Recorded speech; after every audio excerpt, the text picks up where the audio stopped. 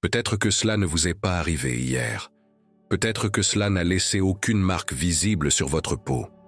Et pourtant, à un moment donné, quelque part, vous l'avez ressenti, cette sensation d'oppression dans la poitrine, cette légère sensation de brûlure derrière les yeux, le rythme cardiaque qui s'accélère tandis que des mots qui ne seront jamais prononcés brûlent sur ta langue.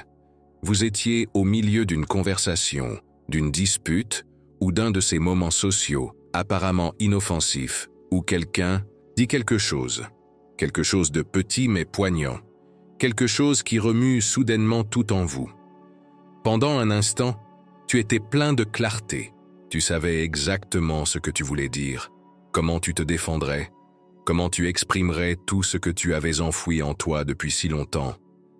Mais ensuite vint l'hésitation.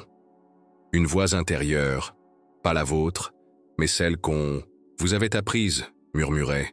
Si tu exploses maintenant, c'est toi le problème. Si tu parles fort, on te traitera d'hystérique. Si tu montres ta colère, on ne verra pas la vérité, seulement le chaos. Alors tu es resté silencieux. Tu n'as pas crié. Je n'ai pas pleuré, pas parlé. Vous avez ajusté votre ton, adouci vos mots et souri comme si cela ne vous avait pas affecté. Vous êtes resté silencieuse, parce qu'on vous a appris que seules les femmes silencieuses sont prises au sérieux. Peut-être que tu as pleuré en secret plus tard. Peut-être que tu t'es maudit devant le miroir. Ou alors vous restez éveillé la nuit, revoyant chaque détail 1000 fois, vous demandant ce que vous auriez dû dire. Mais le moment était révolu. La colère, tu l'as ravalée à nouveau. Comme si souvent, vous vous êtes convaincu que ce n'était pas si mal, qu'il est mature de rester silencieux, que tu es le fort, l'adulte, le raisonnable. Mais au fond de vous, une question demeure, silencieuse et implacable. Que serait-il arrivé si tu n'étais pas resté silencieux? Et si tu n'avais pas joué la raisonnable, si tu n'avais pas été la bonne fille? Cela ne commence pas par quelque chose de grand, pas de choc, pas de traumatisme, juste de petits moments, à peine perceptibles, presque inoffensifs. Peut-être étiez-vous simplement bruyant, excité, plein d'énergie, et quelqu'un vous a dit de vous calmer. Peut-être avez-vous pleuré parce que quelque chose était important pour vous, et cela s'appelait une crise de colère. Ou alors vous étiez en colère, avec raison, mais personne ne vous a demandé pourquoi. Au lieu de cela, c'était « Ne soyez pas si difficile, sois gentil, souriez simplement ». Et donc vous avez appris que les sentiments sont dangereux, du moins les vôtres.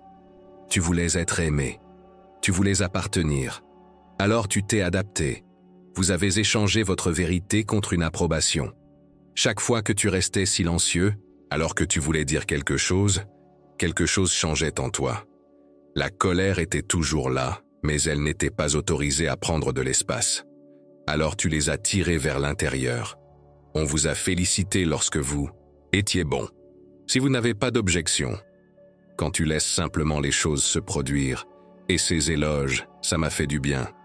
Peut-être que c'est encore le cas, mais cela avait un prix. Parce qu'à un moment donné, vous avez commencé à croire que l'amour est quelque chose que vous devez gagner. Cette affection n'appartient qu'à ceux qui ne prennent pas trop de place.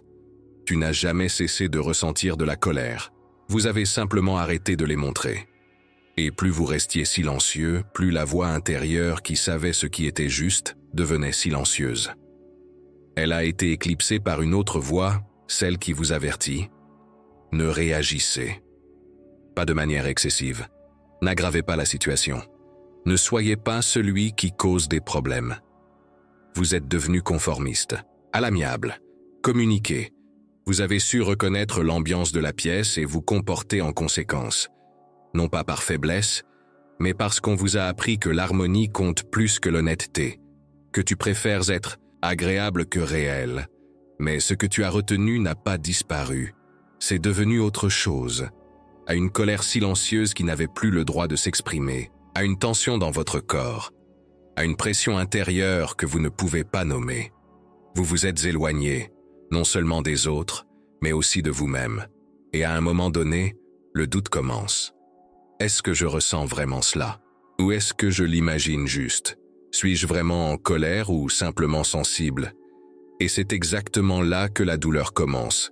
Non pas parce que vous ressentez trop de choses, mais parce que vous avez oublié comment vous faire. Confiance.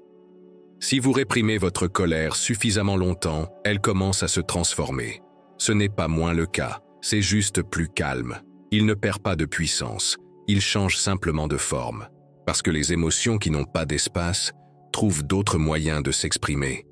Peut-être connaissez-vous ce sentiment. Votre corps est constamment tendu, vos pensées s'emballent constamment, vous réfléchissez trop à chaque mot que vous avez dit, et à chaque mot que vous n'avez pas dit. Vous vous sentez nerveux dans des moments qui sont en fait inoffensifs.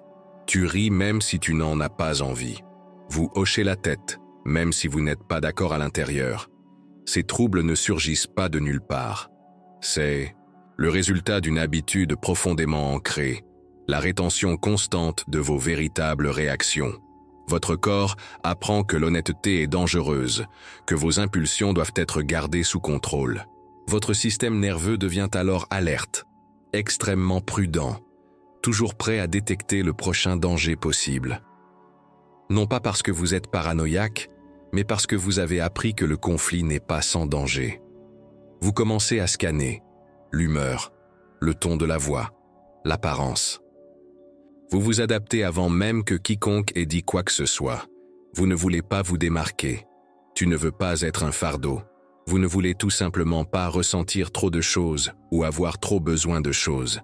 Mais alors, que vous essayez de rester à l'aise, vous sentez une pression intérieure monter. Vous êtes fatigué mais ne pouvez pas vous reposer. Vous vous mettez en colère, mais vous ne pouvez pas le montrer. Vous vous sentez blessé, mais vous l'avalez. L'énergie dont vous avez besoin pour vous protéger est plutôt utilisée pour vous retenir. Vous semblez calme, organisé et productif. Peut-être même que vous en êtes fier. Mais sous cette surface, quelque chose bouillonne. Un cri que vous avez réprimé pendant des années. Et le pire, c'est qu'à un moment donné, on commence à penser que c'est normal. Que tu es la personne sensible. Celui qui a l'esprit hyperactif. Celui qui n'est tout simplement pas aussi résilient. Mais que faire si vous n'êtes pas du tout hypersensible? Et si votre corps réagissait simplement à toutes les fois où vous avez dû vous retenir? Et si votre peur n'était rien d'autre que de la colère, emprisonnée, transformée, réprimée, et cherchant maintenant une issue, cette tension dans ton cou, les nœuds dans l'estomac, grincer des dents la nuit, tu parles, et ils disent « je m'accroche » à quelque chose dont j'aurais dû me débarrasser il y a longtemps. Vous avez appris à être gentil, adaptable, compréhension. Celui qui ne cherche pas le conflit, qui écoute, réconforte, sert de médiateur. Celui sur qui vous pouvez compter. Et oui, vous avez été apprécié pour cela. Vous avez été félicité. Tu étais admiré. Mais ce genre de reconnaissance a un prix, et vous le ressentez au plus profond de vous-même. Parce que même si tu étais le plus fort, tu te perdais toujours un peu plus. Tu as dit oui tant de fois, alors que tu voulais dire non. Vous avez aplani, et situations où vous aviez vraiment envie de crier. Tu as pardonné, même si tu saignes encore à l'intérieur. Et chaque fois que tu t'abandonnais pour garder la paix, quelque chose se retirait de toi. Ce n'était pas une grande rupture, mais plutôt une lente disparition. Vous êtes devenu la version de vous-même qui était plus facile à tolérer, qui exigeait moins, ressentait moins et dérangeait moins. Mais sous cette façade lisse se cache autre chose. Quelque chose que l'on peut à peine nommer aujourd'hui, parce que cela a été réprimé pendant si longtemps. Carl Gustav Jung l'appelait l'ombre, la partie de notre personnalité que nous rejetons, cachons ou réprimons parce qu'on nous a appris qu'elle n'est pas aimable. Pour beaucoup de femmes, cette ombre est constituée de toutes les caractéristiques qui ont été apprises à disparaître d'elles. La colère, la force des limites claires, l'inconfort. Non pas parce que ces qualités sont mauvaises, mais parce qu'elles ne correspondent pas à l'image de la bonne femme. Et donc ils furent enfermés, réduits au silence. Mais l'ombre ne disparaît pas. Attendue, dans ton corps, dans ta voix, dans ton épuisement, dans ce sentiment étrange que vous faites tout bien à l'extérieur, mais qu'à l'intérieur, vous ne savez plus qui vous êtes. Tu n'es pas brisé, tu n'es pas faible. Vous en avez juste assez de vous trahir chaque jour pour répondre aux attentes des autres. Parce que la gentillesse, si elle n'est pas authentique, devient un fardeau. Un fardeau que vous portez alors que tout le monde pense que vous allez bien. Peut-être avez-vous commencé à vous retirer. Ne répondez plus immédiatement aux messages. Annulez les plans. Peut-être que vous dites non, même si cela aurait été impensable auparavant.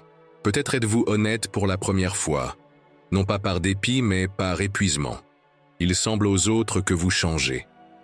Cela vous rendra enfin visible. Pas parfait, pas agréable, mais vraiment. Vous ne l'avez peut-être pas vu venir. Personne ne l'a. Tu as toujours été équilibré, fiable, fort, celui qui ne fait jamais de bruit, celui qui comprend, celui qui sourit toujours. Et puis, soudain, vous éclatez. Peut-être que vous dites quelque chose qui mijote en vous depuis longtemps. Peut-être que tu pars tout simplement. Peut-être que vous devenez silencieux, froid, distant. Pour d'autres, cela ressemble à un effondrement. Mais ce n'est pas ça. C'est une avancée, ce qu'ils ne voient pas. Combien d'années vous avez passé à vous faire petit pour vous intégrer? Combien de compromis vous avez fait avec vous-même? Combien de fois es-tu resté silencieux alors que tout en toi criait? Ce n'était pas un moment soudain. C'était la dernière vague après 1000 petites gouttes.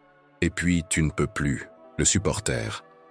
Non pas parce que vous êtes faible, mais parce que vous êtes enfin assez fort pour arrêter de jouer le jeu.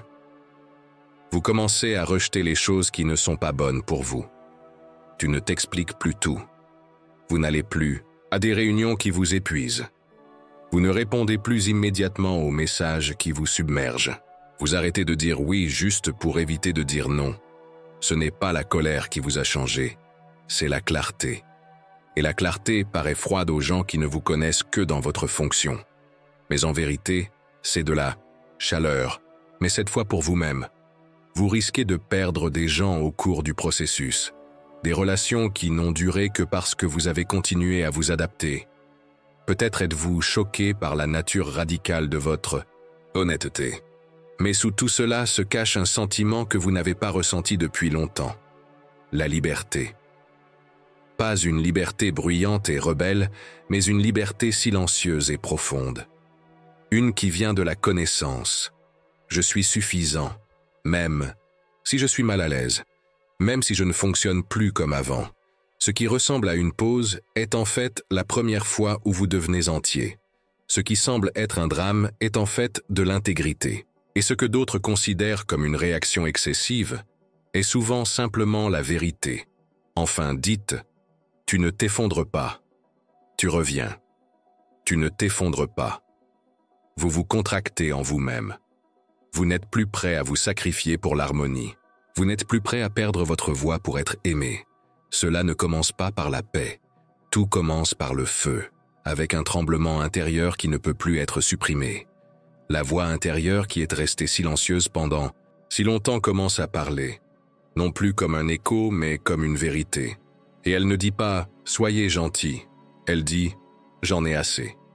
Peut-être pensiez-vous que votre colère était le problème, que cela vous rend irrationnel, mal à l'aise, difficile à aimer. Mais que se passerait-il si ce n'était pas le problème, mais le guide? Et si elle essayait de vous mettre en garde toutes ces années contre les limites qui étaient franchies, avant les rôles dans lesquels vous vous perdiez? La colère n'est pas l'opposé du contrôle, c'est la clarté. Il vous montre où vos valeurs ont été trahies, où vous vous êtes laissé derrière pour être là pour les autres. Tu n'es pas devenu trop grand, tu es devenu trop silencieux, et votre corps l'a ressenti bien avant que vous soyez prêt à l'admettre. Lorsque vous écoutez enfin, non seulement vos pensées, mais votre intuition, votre réaction, votre instinct, vous réalisez, cette colère n'est pas destructrice, elle est sainte. Ça ne te brûle pas. Cela brûle ce qui vous empêchait d'être vous-même. Elle n'appelle pas à la guerre. Elle exige la vérité. Elle ne vous demande pas d'élever la voix. Sois juste honnête. Tu n'as plus besoin de crier. Tu dois juste arrêter de t'excuser pour ce que tu ressens. Il y a un moment, calme mais profond, où vous ressentez. Vous n'avez plus besoin de permission. Ne pas s'exprimer. Pour ne pas dire non. Pour ne pas prendre de place. Vous n'avez pas besoin de validation externe pour définir vos limites. Vous commencez à le vivre sans explication. Vous arrêtez de filtrer vos mots pour plaire aux autres. Vous arrêtez de lisser votre être pour être accepté. On ne parle plus pour être aimé. Vous parlez parce que votre voix vous appartient. Enfin, et oui, il y aura des gens qui ne vous reconnaîtront plus, qui confondent votre nouvelle clarté avec la dureté, qui voient votre nom comme une attaque. Mais ce n'est pas votre standard. Vous êtes votre norme, ta vérité, votre paix intérieure. Parce que la guérison n'est pas une retraite dans le silence. La guérison est souvent bruyante, sauvage et inconfortable. Parfois, c'est de la colère. Et parfois, c'est exactement ce qui vous ramène enfin chez vous, vers vous-même.